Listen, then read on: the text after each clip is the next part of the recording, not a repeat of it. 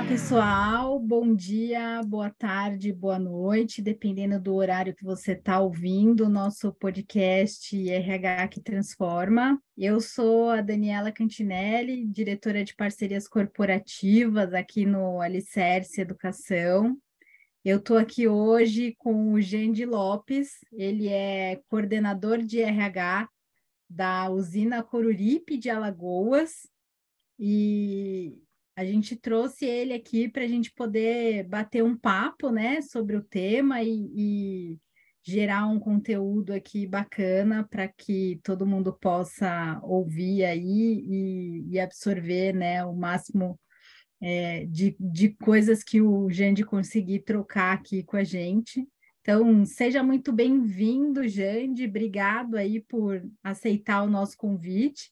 Queria ouvir um pouquinho, né, da sua história, aproveitar que você vai se apresentar aí e conhecer um pouquinho mais de quem é o Jande, né, esse coordenador aí de RH da usina Coruripe. Bom, Dani, queria começar agradecendo pelo convite do Alicerce. Eu sou um consumidor de podcasts, inclusive o RH que Transforma, então fazer parte do grupo que foi convidado para estar aqui hoje falando, compartilhando minha história também é um grande motivo de satisfação. Prazer estar com vocês aqui, pessoal. Bom, em relação à minha história, são 17 anos de RH. Nesses 17 anos, vou entrar em detalhes de algumas histórias, né, pelas quais eu passei, da minha vivência, mas eu queria começar um pouco antes, né, já que o Alicerce é uma empresa voltada à educação. Toda a minha formação básica, ensino fundamental, ensino médio, foi em escola pública. O ensino técnico, ensino médio especificamente, eu fiz uma escola técnica, e aí do ensino fundamental para o ensino médio eu fiz o vestibulinho, passei. Meu interesse na época era fazer o ensino médio e técnico conjunto, né? E aí eu teria que fazer a prova novamente, passar novamente para fazer o curso técnico. Só que isso não aconteceu quando eu prestei ali, né? Eu prestei por uma segunda vez, não passei, prestei uma segunda vez, não passei. E aí confesso a vocês que eu até fiquei me questionando, eu falei, poxa, será que, né, foi sorte, foi um acaso eu ter passado ali a primeira vez?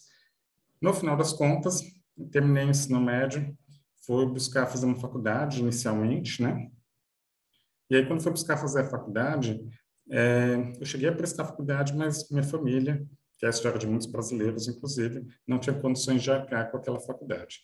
Então, voltei para o ensino técnico, prestei novamente, e aí sim consegui passar.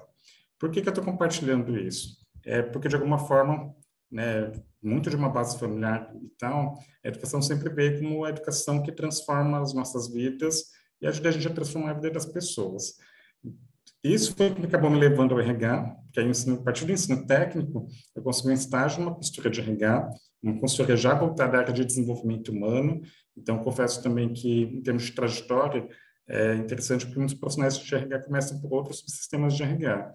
Eu tive a sorte de começar, a felicidade de começar já em desenvolvimento, então eu diria que construí minha trajetória com esse olhar do comportamento, do desenvolvimento, de como que a gente promove esse crescimento para as pessoas, e é algo que, de alguma forma, também eu fiz sentido na pele, né, com a minha história, que eu, conforme for compartilhado, vocês vão entender.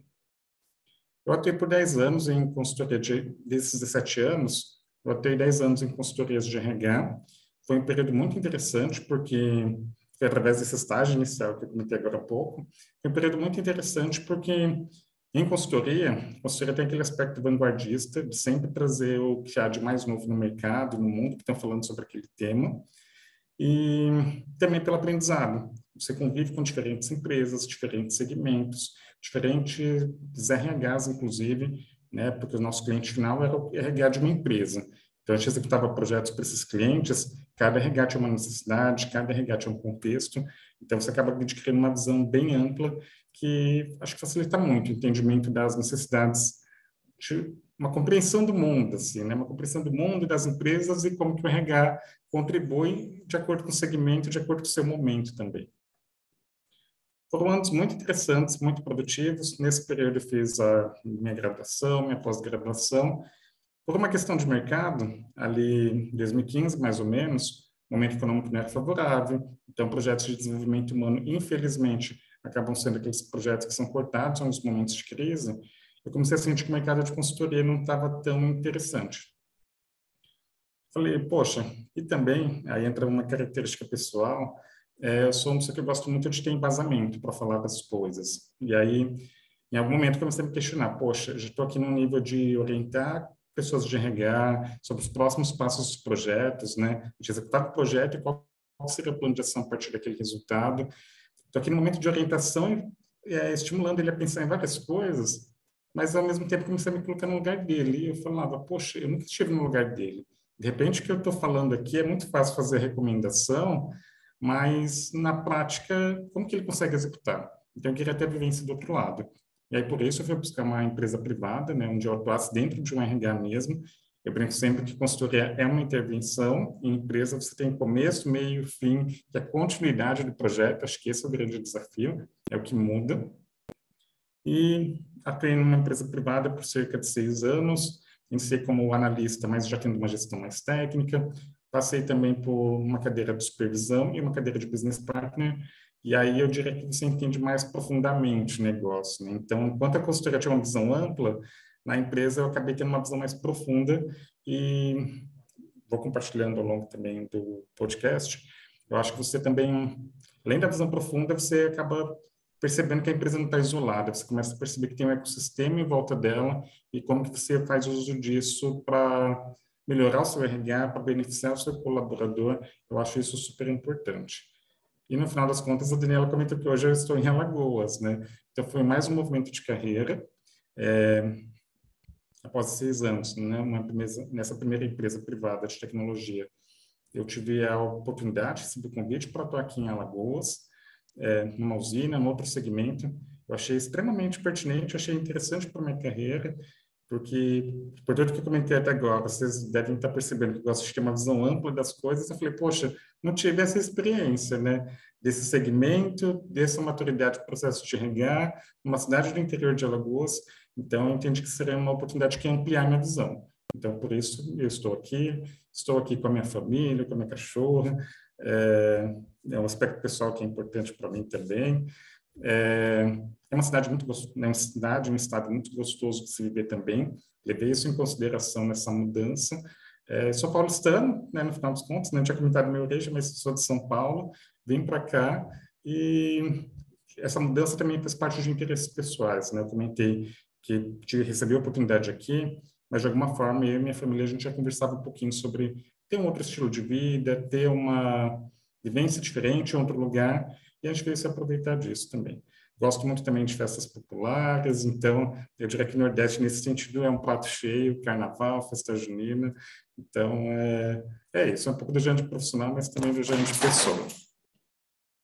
Muito bom, muito bom. Os privilégios que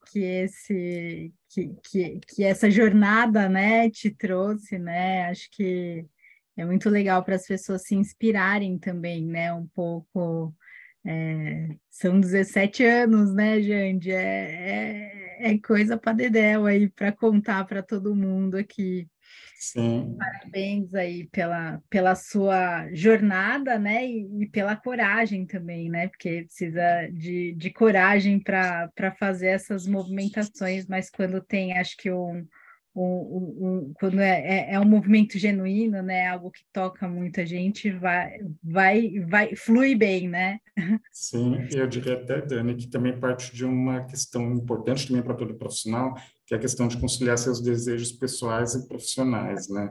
Acho que o tempo vai passando também, e cada vez mais a gente sente necessidade de unificar esses dois mundos, assim. Muito bom, muito bom.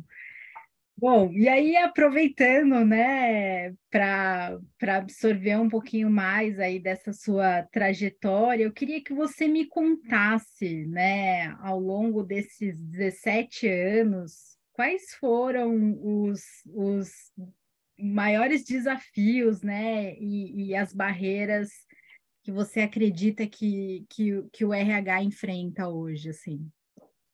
Olha, são várias, né? E acho que são várias. A gente vive um momento desafiador, acho que falando aí de um pós-pandemia, digamos assim, além de o que eu acho principal, de um mundo diferente, né? Então, eu brinco também que quando eu iniciei lá em RH, o RH tinha determinadas práticas que hoje já nem fazem tanto sentido. Então, assim, o mundo está mudando, o RH precisa se adaptar, E aí eu acho que o maior desafio que a gente tem hoje é o seguinte, eu vou acabar dando uma resposta mais ampla, assim, no sentido de o mundo mudou muito, né? As empresas, a tecnologia, hoje é uma preocupação legítima das empresas em elas se manterem perenes, né? De elas continuarem existindo. Então, esse questionamento de o que nos trouxe aqui, é o que nos leva adiante, é um questionamento legítimo, importante e necessário, muitas vezes.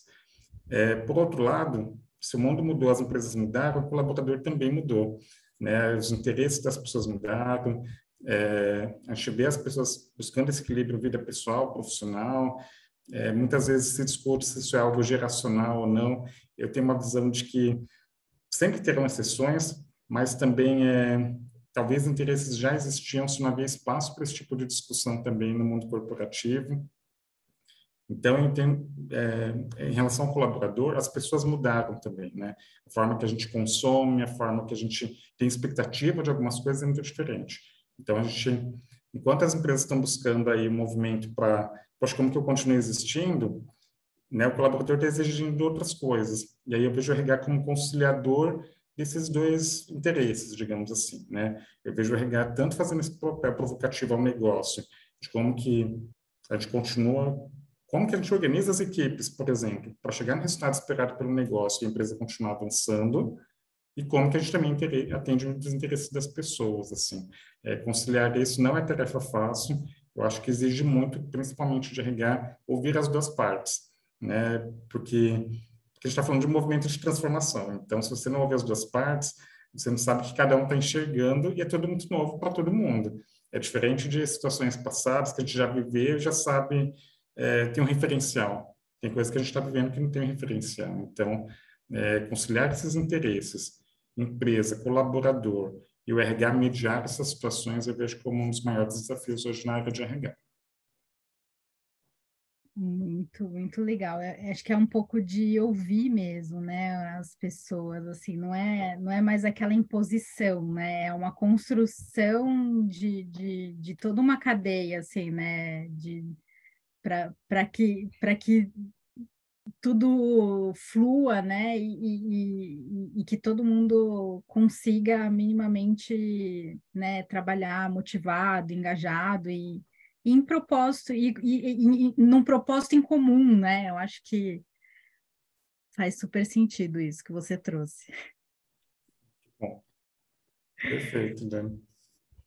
Bom, aproveitando então, né, essa sua fala, eu queria entender um pouquinho, né, como que você acredita, né, e por que você acredita que o RH pode transformar aí as pessoas e as empresas?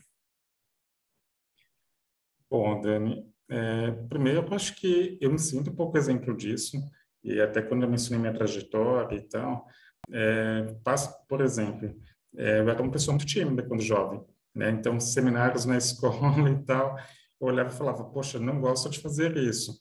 Hoje eu me vejo conduzindo reuniões, conduzindo treinamentos, mediando discussões. Então, no aspecto pessoal, né, de características, acho que o trabalho faz a gente acreditar que a gente pode ir além. Acho que tem um respeito às nossas características, ao que cada um faz de melhor, mas também é importante esse exercício de, poxa, deixa eu experimentar aquilo, né? Deixa eu tentar aquilo. Acho que o trabalho pode propiciar esse desenvolvimento para as pessoas, né? Se todo mundo se sentir um pouquinho além, todo mundo acaba crescendo com isso. Então, quando eu penso nesse aspecto de transformação, além do meu exemplo, e atuando em RH, de alguma forma é isso que eu busco, né? Então, algo que eu sempre penso bastante, que aí entra nos desafios do RH também, mas seria aquela questão da pessoa certa no lugar certo, né? Então, ainda respeitando as características, ainda respeitando o momento de carreira daquela pessoa, respeitando também os interesses dela adiante, como o que a gente consegue oferecer e o que eu tenho disponível para aquele talento performar melhor, para aquela pessoa ter um alto desempenho. Porque às vezes pode ser um profissional excelente que está no lugar errado, pode ser um profissional excelente, mas não cabe no desafio que eu como empresa tenho aqui hoje, né? Eu tenho um subsistema específico de RH, recrutamento e seleção, que é algo que eu sempre penso é o seguinte: não necessariamente no processo seletivo tem que contratar a melhor pessoa ou o melhor currículo. Eu tenho que contratar aquele que é mais adequado para a posição que eu tenho aberto, de acordo com o momento da área, uma série de coisas ali que a gente tem que levar em consideração, né? Não é, não é o melhor pelo melhor, é o melhor para o contexto que a gente tem. Muito bom, muito bom. Eu acho que você já trouxe um pouquinho dessa próxima pergunta aqui que eu vou te fazer, né? Acho que tem tudo a ver com a sua trajetória inicial de carreira aí. E acho que seria interessante, né, você trazer um pouco do seu ponto de vista também sobre a temática, né, de como que a educação de base, né, impacta os novos candidatos, né, e o trabalho, né, dos colaboradores. Olha, Dani, impacta de forma muito significativa, assim, porque quando a gente pensa em educação, a gente está falando da formação das pessoas, né, de alguma forma, da construção de uma personalidade, de uma mentalidade, e aí depois ela chega ao mercado de trabalho com tudo isso que ela construiu, né, com essa bagagem que ela construiu nessa fase. Bom, em relação à educação de base, Dani, eu acredito o seguinte, que um período importante, porque é o período onde a gente está falando de construção de personalidade, características pessoais, mas a gente também está falando de um modelo de educação que pode favorecer ou não o futuro das pessoas. O que que eu quero dizer? A gente está falando aqui que o mundo mudou, que vão ter novas profissões também, que novas necessidades vão surgir. Eu tenho uma preocupação de quanto a gente está formando as pessoas para esse mundo que vai surgir, né? Então, assim, o que que eu quero dizer? O mundo do trabalho está mudando e eu percebo um descompasso de o quanto a educação está mudando nesse mesmo ritmo.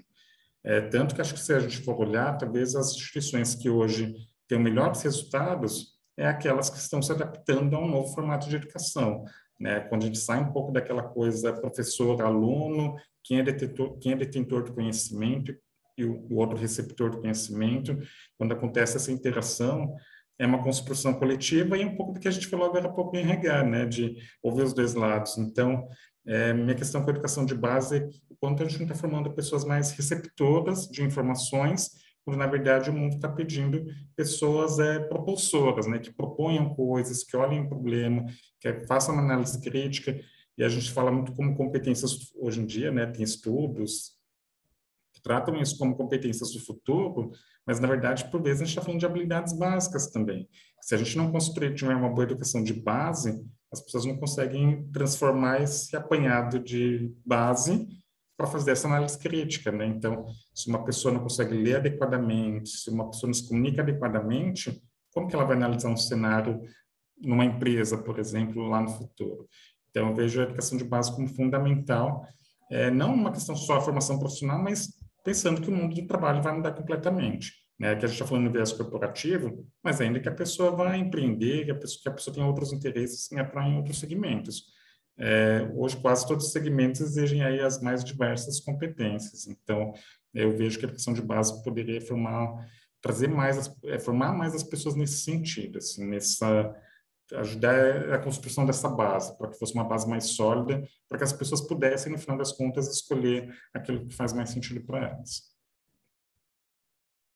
Muito bom. Eu sou super suspeita, né, para falar dessa temática. Eu acho que você trouxe muito bem os pontos, né? Sem educação de base, acho que a gente tem aí, né, diversas dificuldades, tanto dentro da empresa, né, como no ecossistema de uma forma geral, né? Acho que tem muitas iniciativas aí que estão sendo feitas, né, por algumas empresas, né, nesse sentido, e é bem isso que você falou mesmo, né? A gente precisa muito olhar para isso, para que essas pessoas possam, né, se capacitar minimamente para conseguir aí, né, atingir as expectativas básicas da empresa também, né, das vagas, né, e de tudo que está aí no mercado hoje. Sim, enquanto você falava, Dani, era isso que eu ia comentar mesmo. Eu falei isso num tom pessoal e, né, da minha visão em relação ao tema, mas tem uma preocupação corporativa legítima também, né? Porque a gente precisa de pessoas formadas e capacitadas para atuar nas empresas. Então, a formação de base é fundamental nessa construção. Senão daqui a algum tempo a gente não tem candidatos para atuar nas posições que a gente tem aberto. Isso já acontece em alguns segmentos, inclusive, né? Exatamente, exato. Infelizmente Exato. acontece. Né? E me conta um pouquinho de qual seria, né, um ponto forte assim do RH da empresa, né, que você atua hoje da usina Coruripe e o que que você acredita ser esse ponto forte? Bom, Dani, acho que eu não comentei ainda, mas a usina Coruripe é uma empresa de quase 100 anos, né? Então, tem uma história grande aí, construída ao longo do tempo. Então, quando a gente fala desse mundo em transformação, é uma empresa que está dentro desse contexto. O que me chama a atenção hoje, quando eu penso no RH que a gente está construindo, né? Afinal, eu estou aqui há pouco mais de um ano, junto com o meu time, junto com a empresa como um todo, né? Que tem interesse nessa transformação, eu diria que é a questão de a gente olhar as necessidades dos públicos que a gente tem. Porque por mais que a gente imagine uma empresa só, uma usina, a gente tem diversos públicos aqui. Tem o homem do campo, eu tenho o profissional da indústria que é mais técnico, o do agrícola também, eu tenho as áreas de negócio. E aí, quando a gente pensa em formação dessas pessoas, completamente diferente. Quando eu penso em interesse dessas pessoas, pensando em um emprego, em um trabalho, completamente diferente. Então, o RH que a gente tem construído aqui tem tentado olhar para essas necessidades específicas de cada grupo. Então, a homem do campo, o que a gente consegue oferecer, o que é desenvolvimento para ele? Né? O que é capacitação para ele? Espera aí, a pessoa da indústria do agrícola, o que é capacitação para eles? O que é crescimento? Então, em geral, né, tem uma linha de RH que fala muito sobre a questão da personalização, de cada vez o RH ter demandas sob medida para cada pessoa, mas aqui eu diria que a gente ainda não chegou nesse momento, mas eu diria que a gente está caminhando à medida que a gente olha cada público, né, segmenta esses públicos e consegue pensar em estratégias para cada um deles. Até mesmo porque a forma de captar, a forma de movimentar, a forma de motivar, tudo, né, nesses grupos é muito diferente um do outro. Então, eu diria que como RH a gente se destaca nesse sentido. E até mesmo fazer integrações entre esses projetos. Porque, por exemplo, quando eu penso no desenvolvimento do homem do campo, eu posso desenvolvê-lo, que é onde a gente hoje tem a formação mais básica, eu posso desenvolvê-lo e movimentá-lo para outras estruturas que eu tenho. Então, é dessa forma que eu provoco o crescimento na empresa. Então, a gente tem um pensamento segmentado, mas, por outro lado, a gente faz esses projetos se integrarem para fazer sentido para o nosso negócio também, né? Para a pessoa ser desenvolvida e ter o crescimento aqui. Legal, muito legal. Olhando para esses pontos, né, que você trouxe, compartilhe um case com a gente de alguma ação que vocês fizeram. Sim, vou compartilhar. Falei do homem do campo, que é quem tem a formação mais básica, a gente falou bastante de educação também, então acho que talvez é o que faça mais sentido aqui compartilhar. A gente tem duas ações que são bem interessantes, são ações anuais. Uma delas é o EJA, que é a Educação de Jovens e Adultos. Então, esse público do campo, de fato, tem pessoas que não têm a formação escolar básica, e a gente, como empresa, oferece essa formação básica, em parceria com os órgãos públicos da cidade. E aí, por isso que eu comentei que é importante o RH pensar não só ali eu, empresa, mas que rede que eu tenho para conseguir oferecer algo para o colaborador. E além do EJA, a gente oferece também outro programa governamental, que é pouco conhecido, mais forte empresa do segmento, mas eu também entendo que a gente consegue dar um pouco da nossa cara para ele. É um programa que chama Bolsa Qualificação. Bom, Dani, em relação à Bolsa Qualificação, é um projeto governamental, onde empresas como a usina, que tem a safra e entre safra, a gente consegue. O colaborador tem atividade ali na safra, ele é contratado por isso, e entre safra ele eventualmente seria desligado. Esse programa prevê o seguinte, que sejam oferecidos cursos de qualificação. Então, quais são as preocupações que a gente aqui como RH tem? Qual curso a gente vai oferecer? E aí eu tenho que pensar no interesse da pessoa, mas também tenho que pensar no interesse do negócio, nas nossas necessidades, né? Daqueles grupos que eu comentei agora há pouco. A gente tem uma preocupação muito grande também de, ok, a pessoa faz o curso, o que vem depois? Será que tem uma possibilidade de movimentação para uma outra área? É importante ela fazer o curso, mas, de repente, eu faço um curso de elétrica. O quanto não é interessante ele ter uma experiência de como funciona a elétrica aqui na empresa. Então, a gente tenta trazer muito essa vivência, né? Até para ficar muito prático, ficar muito teoria e prática juntos. E mesmo a questão do EJA. Acho que nos dois, tanto no EJA quanto no Bolsa Qualificação, uma preocupação que a gente tem e que a gente trabalha isso nos bastidores, na prática, é a questão de engajamento dessas pessoas. Porque a gente está falando, talvez, de pessoas que terminaram os estudos há algum tempo, ou não chegaram a terminar, e aí tem um papel nosso de engajar essas pessoas, motivar as pessoas e ver valor no estudo, né? Então, a gente falou aqui em vários momentos sobre a educação como ferramenta de transformação, como que né, como que, se a pessoa não fez no passado, talvez tenha alguma razão. Eu, como RH, preciso ouvir, preciso entender por que ela não fez. E talvez encontrar um argumento, encontrar uma forma de por que fazer agora, né? Então, é um trabalho muito, quase que corpo a corpo, digamos assim, para engajar as pessoas nesse sentido. A gente tem tido uma boa adesão, a gente tem tido bons resultados nessa movimentação das pessoas, e é algo que a gente quer que cada vez mais seja fortalecido e que cresça aqui essa prática dentro da empresa. Acho que, de alguma forma, essa resposta, esse case, acaba tendo um pouquinho de tudo que a gente falou, né? De educação, de uma visão segmentada, mas integrada.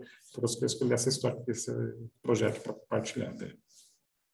Uau, parabéns aí pelo trabalho. De fato, acho que um case Obrigado. bem bacana para as empresas se inspirarem, né? E olhar também para essas pessoas, né, com carinho e cuidado, né, muito nesse sentido mesmo que você falou, de entender, né, por que que eu abandonei os estudos lá atrás, né, o que que me motiva a continuar fazendo isso agora.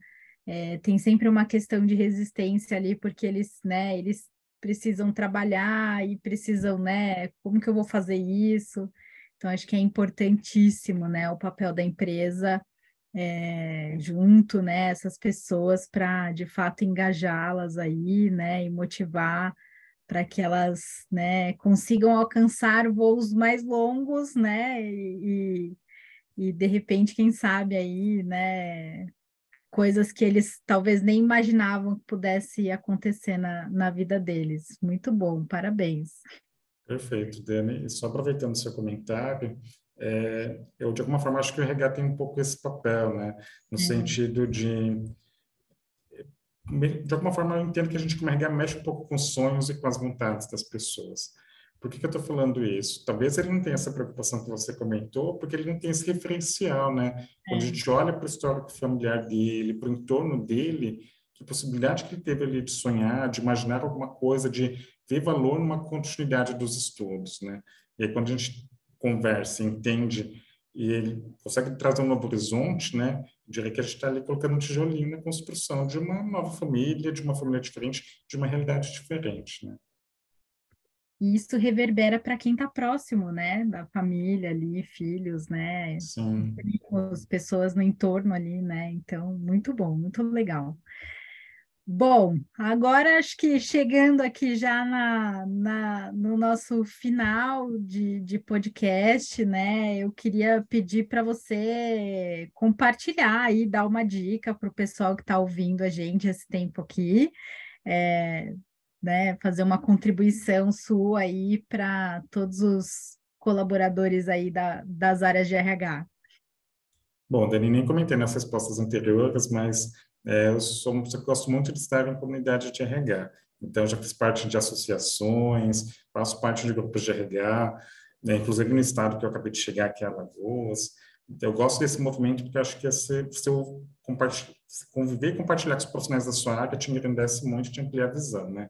E aqui há uns minutos a gente falou isso, sobre ampliar a visão. Então, muito do que eu falei hoje, muito do que eu fui construindo ao longo da minha carreira, tive essa contribuição desses profissionais. Então, acho que é uma menção importante, acho que é uma forma de conhecimento e de aprendizado, né? Conhecer, conviver com profissionais que atuam na mesma área que você, que têm outras práticas, acho que essa troca é super relevante.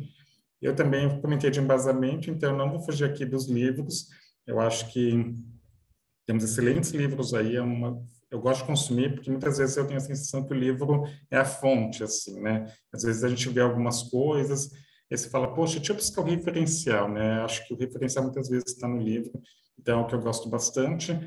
E como eu disse no começo, podcasts, eu acho que para a gente ouvir trajetórias, experiências, também é super relevante. Me colocando aqui nesse lugar hoje, que estou aqui no podcast, eu sempre ouço podcast falando, poxa, essa história mexeu comigo, me provocou algum insight. Então, se eu tiver também provocado algum insight em alguém, me deixem saber. Estou no LinkedIn, Jande Lopes, só vai ter eu. Me deixem saber, compartilhem comigo também, vou ficar muito feliz em saber que algo que eu tenha falado aqui possa ter contribuído, possa ter provocado alguma reflexão para todo mundo. Por último, se você puder, deixa só uma mensagem que, enfim, faz parte do meu perfil, digamos assim. Eu fiquei pensando muito nessa questão de, poxa, RH que transforma, né? O que é o RH que transforma? Talvez hoje, com base em tudo que eu conversei aqui na minha trajetória, o RH que transforma é esse que consegue olhar para si. Então, né, o que eu tenho a oferecer para o mundo, para as pessoas ao entorno, mas aquele que olha para o outro também, né? Então, aqui, por mais que a gente tenha práticas muito modernas de RH surgindo, metodologias e tal, tudo isso é muito importante. Mas se vocês forem olhar o case que eu trouxe, eu falei de a gente ouvir as pessoas, né? Então, ter esse contato humano, ouvir e ouvir com atenção, entender, e eu chamo isso de endereçar, né? Endereçar essas percepções, eu acho que ajuda muito a gente a ser um RH que transforma, né? E transforma com base, não no que a gente muitas vezes como RH quer ou gostaria, nessa trajetória eu conheci RHs que tinham de fato essas práticas, tipo, poxa, eu como RH quero ter essa prática, mas essa prática está impactando as pessoas? Faz sentido? E aí eu percebo que o movimento do RH, o RH que transforma é esse RH que faz esse movimento de fazer aquilo que as pessoas precisam. Então, muito obrigado novamente pelo convite, Dani. Obrigado pelo tempo também. Foi muito prazeroso bater esse bate-papo com vocês. Eu que agradeço, Jande. Obrigada de novo por ter aceitado aí o nosso convite. Sei que a sua agenda é apertadíssima, então para a gente é um privilégio poder ter um tempinho seu aqui para compartilhar dessas práticas. Espero que a gente tenha conseguido, com esse RH que transformar, né, ou incentivar, né, as pessoas que nos ouvem aqui a transformar a vida de alguém também.